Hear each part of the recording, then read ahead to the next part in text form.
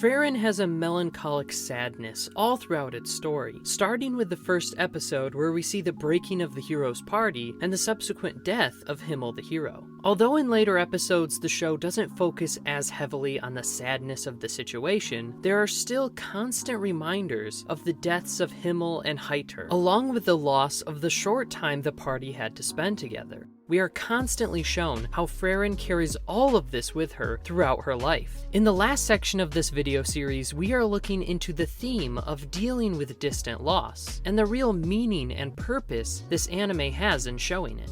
The most interesting part of this theme is that it barely deals with the immediate feelings of heartbreak and loss. We've seen this 1,000 times in every movie and TV show ever. Death is a powerful concept, and it is often utilized because it creates the highest stakes, along with bringing intense emotional feelings to the audience. Deaths often cause major changes within the story. Obi-Wan's death removes a mentor for Luke, who now no longer has a guide to help him. It puts more emphasis on Luke being the new hope and the only hope.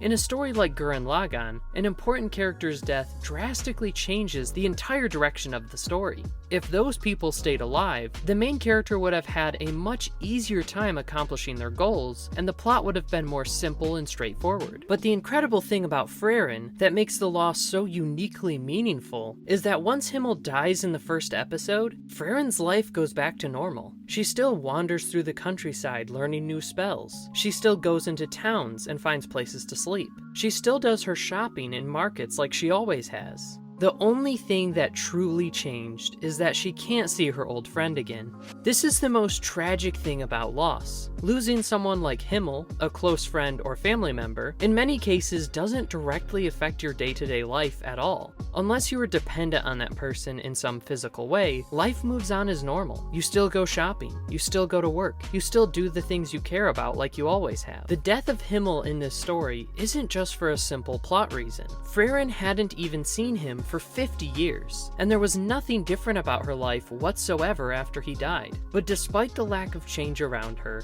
it changed her. For no other reason than valuing a friend, the death of Himmel was one of the biggest life-altering moments for Frieren. As we go on, there isn't a focus on the sadness from death, which is exactly why the concept of distant loss is so prevalent throughout it. In the first weeks, months, and even years in some cases after a death, a person's mind can be constantly dwelling on that loss, constantly feeling the pain from it. After time, the pain fades, but something still remains. Melancholy is too strong of a word for it, but it's close to the idea that Frieren explores, and the feeling many of us carry through each day. Although the feelings are complicated, the reason is simple: memories. This is interwoven throughout the entire story. In almost every episode, we see flashbacks of how Himmel dealt with each situation. Through his choices, he influenced how Frieren makes decisions in the present. But it's not merely information Frieren learned a long time ago. It was a way of life. Himmel's philosophy about his limited lifetime affected Frieren years after. The things he did and the way he cherished those he loved had more meaning than just making the people around him feel good at the time. Frieren honors her fallen companion throughout the story. The entire purpose of her journey is to learn more about humans and cherish her relationship with them as Himmel did. The reason Frieren is more than just sad, why the deaths have such importance, is that it doesn't focus on the death and loss, but what comes after it.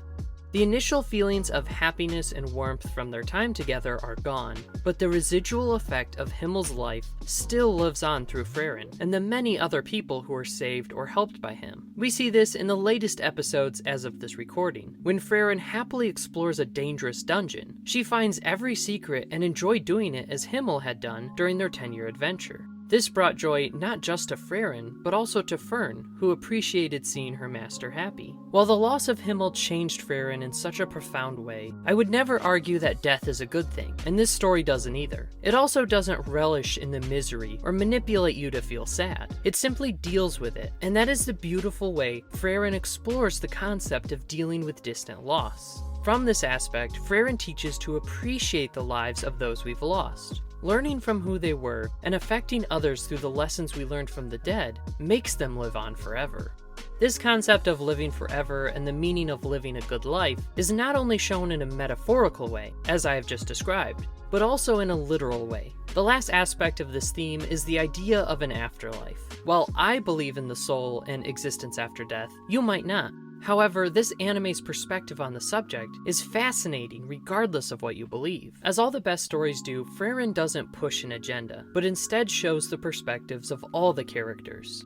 In episode 11, Frieren talks to Kraft, another elf even more ancient than her. When Frieren asks him why he believes in the goddess of creation, as she had only shown herself once in all the history of the world, Kraft doesn't answer with undeniable proof or perfect logic. Instead, it's a deeply emotional expression of love and longing. He had been a righteous hero over a millennia ago, but all of those who had known about him had died.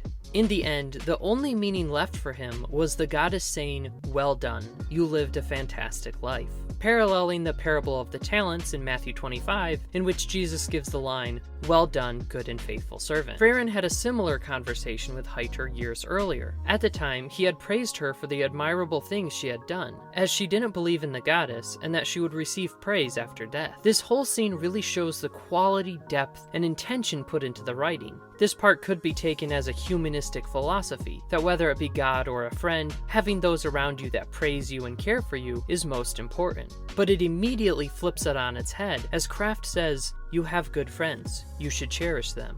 And Frieren replies, "He's in heaven now."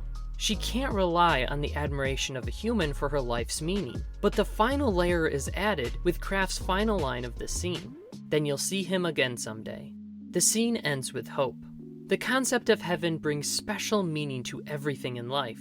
If your actions now have ramifications for eternity, then cherishing those around you and doing your best in every situation means infinitely more than just influencing those around you. And even that, as we explored in the first part of this video, does have a lot of power that can linger far after you are gone. Seeing those again who you've lost and being with them for eternity is a supreme hope and comfort, even if it doesn't change the pain, melancholy, and lessons learned in the present.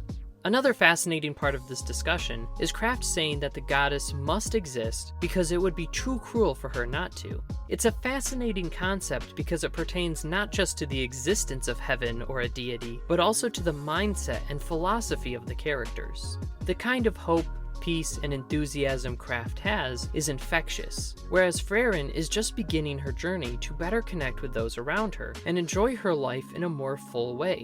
Which, in the end, is the main point of Frieren.